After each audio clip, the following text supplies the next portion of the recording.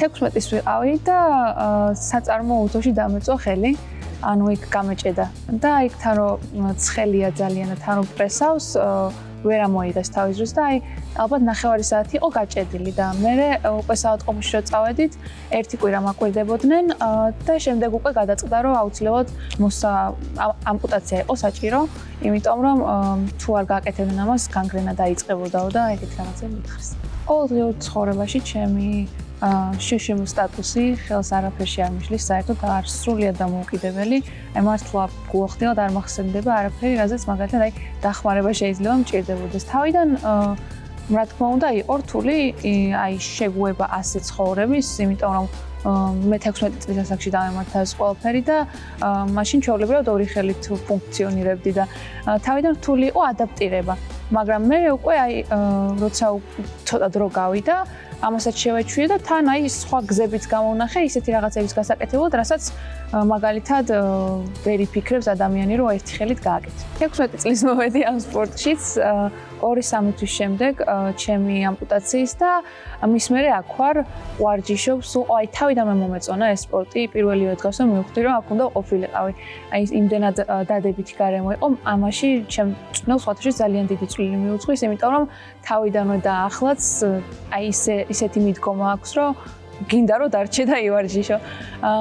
მის მერე ვარჯიშობ უკვე 4 წელია, 20 წლის ვარ, მაგრამ 1 წელი ვიყავი ამერიკაში სასწავლებლად მე 12 კლასში და ეგ 1 წელი ცოტა ჩამევარდა. დედა ჩემის დიდი ინიციატივა იყო, რომ რაღაც ახალი დამეწყო იმ ყველაფრის შემდეგ და თვითონ მონახა გზები მე სხვადასხვა ადამიანთან კავშირებით და მოვედი, მომეწონა და დარჩი. ვერანაირად ვერ წარმოვიდგენდი მაშინ, რომ ამ დონემდე საერთოდ მოვიდოდი. ფიქრის დონეზეც არ ვფიქრობდი.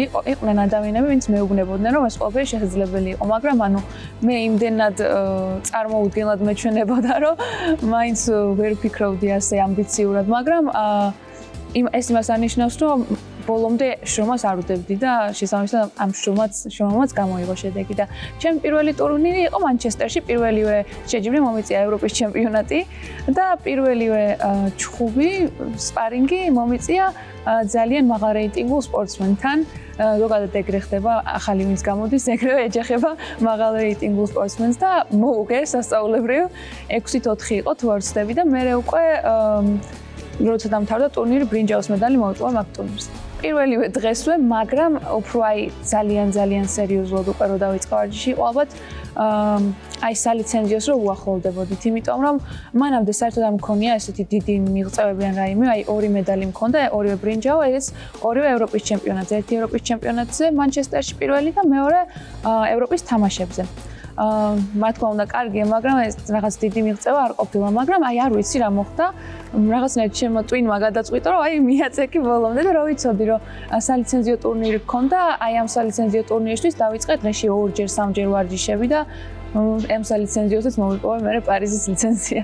ჩემთვის ყველაზე გამორჩეული მოწინააღმდეგე არა, ალბათ უფრო თვითონ ჩხუბი იყო თურქ მეტოქესთან პარიზში, იმიტომ რომ ძალიან დაძაბული ბრძოლა იყო, 7-6 მოუგე მაკოგოს და წინა შეჯიბრზე რო შევხვდი ევროპის თამაშებზე ძალიან დიდი ანგარიშით დავამარცხა. და რაღაცნაირად თან არც მეგონა რომ მოუგებდი, მაგრამ თან ვიცოდი რომ ბევრად უფრო უკეთეს ფორმაში ვიყავი და მართლა ძალიან ბევრი ვიშრომე ამისთვის და ვიცოდი რომ რაღაცნაირად შესაძლებელი მაინც იყო, რაღაც პატარა შანსი იყო ამ ყველაფრის და ერთი ფულით რომ მოუგეთ, ამ ბოლო 40 წამი სულ შეტევაში იყო ის გოგო, ერთი ფულაც რო გამსულა და უკვე წავაგებდი და ძალიან დაძაბული იყო და გამოვაჩერდი ნამდვილად. ჩემი წარმატების რეცეპტი არის დისციპლინა.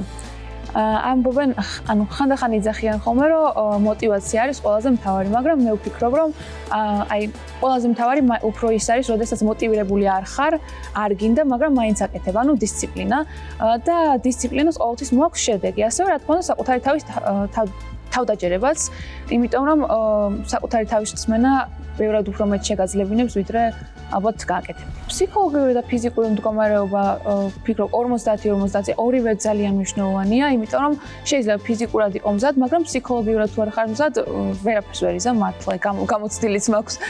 და საერთაშორისო კონკურენცია არის დიდი, სხვადასხვა წონები არის და მაგაზეც არის დამოკიდებული, მაგრამ ძირითადად სადაც ჩვენ ვართ, ყველგან არის დიდი კონკურენცია, განსაკუთრებით აი ისეთ ტურნირებზე, აი მაღალ რეიტინგული თუ არის ან მსოფლიო, ევროპა და ასე შემდეგ. მე პირადი ფსიქოლოგი არ მყავს, მაგრამ ჩემი ფსიქოლოგიც და ყველაფერი ჩემი ტრენერები, მწვრთნელები არიან.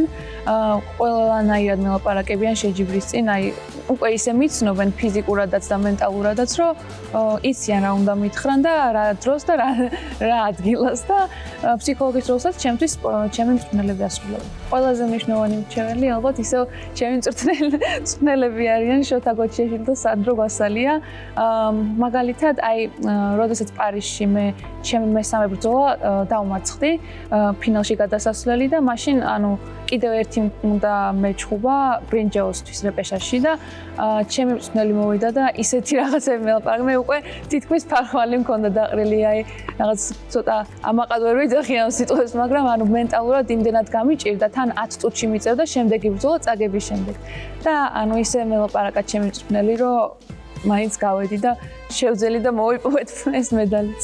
ყოველთვის ვცდილობ რომ აი დამარცხებაზე არ ვიფიქრო და ვიფიქრო იმაზე რომ მე ამას შევძლებ, მაგრამ რა თქმა უნდა არის მომენტები, როდესაც მარცხდები მით უმეტეს სპორტში და ჩემთვის რთულია ხოლმე ამასთან შეგუება, მაგრამ ერთი რამ რაც შევამჩნია არის ის რომ აი არიან ადამიანები, რომლებიც მარცხის შემდეგ უფრო რაღაცნაირად იმდენად გულიანად ვეღარ ვარჯიშობენ, მაგრამ მე პირიქით ვარ. თუ მარცხდები ბევრად უფრო მეც ვარჯიშობ, იმიტომ რომ აი იმდენად არ მომწონს ეს მარცხის შეგრძნება, რომ შანსი არ არის, რომ აი რაღაცნაირად შანსი მივცე ჩემ თავს, რომ კიდე განვიცადო. ჩემთვის ძალიან მნიშვნელოვანია ეს ყველაფერი და ძალიან ამაყად ვგრძნობ თავს, იმიტომ რომ როდესაც სტატამზე გავდივარ, ანუ აქ ამ დროს მარტო ჩემ თავს არ წარმოვადგენ მთელ ჩემს ქვეყანას და ძალიან დიდი პასუხისმგებლობაა, მაგრამ ასევე ეს ძალიან ბედნიერია. დიდი ბედნიერება ძალიან გამიხარდა და ძალიან მადლიერი ვარ ამ ყველაფრისთვის, მადლიერი ვარ ჩემი თავის, ჩემი მწვრთნელების, ოჯახის, ყველა ადამიანის, ვინც ამ ყველაფერში წვლილი შეიტანა და ეს არის ჩემთვის დამატებითი мотиваცია, რომ მომავალ წელსაც და კიდევ უფრო დიდხანს გავაკეთო ჩემი მაქსიმუმი საქართველოსთვის. პასპორტის განვითარება დღითიდღე უფრო წინ და წინ მიიწევს, ვიცი რომ არის გეგმებში რაღაც ახალი სპორტული კომპლექსების დაშენებაც და ასე შემდეგ და ვფიქრობ რომ დიდი მომავალი გვაქვს უფრო დიდი.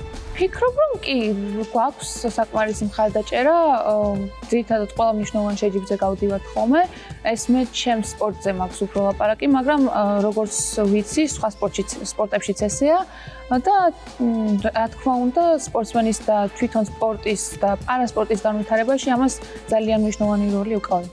შვებასაც ვგრძნობ და მომავალი შეჯიბრებისთვისაც უფრო მოტივირებული ვარ გამარჯვების შემდეგ. აი, მაგრამ პირველი ალბათ რასაც ვგრძნობ არის შვება, იმიტომ რომ მე ყოველთვის აი უკვე დიდი დრო გავიდა, მაგრამ მაინც ყოველთვის ძალიან ნერვიულობ შეჯიბრებების წინ და მიხარია ხოლმე რომ როცა მორჩა ეს ყველაფერი და თან თუ დადებითად დამთავრდა, ანუ ოქროს მედლით. მინდა რომ ეს სამი რაღაც გავაკეთო და ეს არის მსოფლიოს ოქრო, ევროპის ოქრო და პარალიმპიადის ოქრო და აი ეს ამ სამ რაღაცას თუ მივაღწევ ჩემ კარიერაში, მაშინ უკვე შემიძლია ვთქვა რომ всё დავასრულე. სირთულეები მიყვარს მე ძალიან ზოგადად, ანუ რაც უფრო რთულად აისახება რაღაც, მით უფრო მეტად მინდა რომ ეს რაღაც მე მქონდეს და აი ის გზა რაც უნდა გავიარო ამ სირთულემდე, ანუ ისე არ ვუყურებ რომ აუ ძალიან რთულია და როდის და აი ასე შემდეგ. აი თვითონ ეს პროცესიც მიყვარს ამ სირთულესთან გამკლავების და მისთვის მომზადების. და ალბათ ამას გამოვარჩევდი, რაც მეხმარება. მე ფლექსის კურსს დამთავრებული ვარ, ფლექს პროგრამის, თუ იცით, ამერიკული საბჭოების პროგრამა არის და ამერიკაში დავამთავრე სკოლა და ასევე ახლა ხანს ვიყავი ოქტომბერში სტრასბურგში ევროპული საბჭოების კონფერენციაზე. კიდევ ვაშინგტონშიც მივდივარ ამ მარტს სხვა რაზე მივდივარ ეს გავხსნი.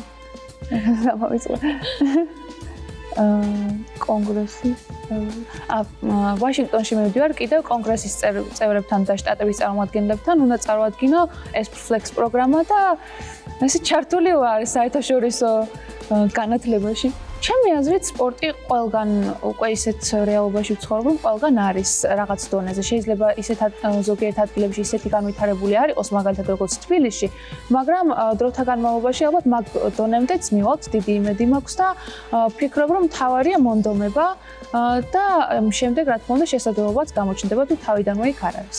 როგორც ადამიანი მინდა დავიმახსოვრ, როგორც ადამიანი. როგორც ადამიანი, იმიტომ რომ ადამიანური თვისებები, რასაც ეს ზოგადად უწოდებთ, მინდა რომ ყველა თვისება გამაჩნდეს. მაგალითად, ყველა სიტუაციაში რომ ადამიანი ადამიანად დარჩება, ეს უკვე რაღაც დიდის მანიშნებელია და მინდა სწორედ ზუსტად ასეთი ვიყო და როგორც სპორტსმენი, ალბათ მინდა იყო წარმატებული, ვიდრე ვარ უფრო მეტად და ის სამი რამ რაც ვახსენე, მაგ სამ რაღაცას მიმოვწიო.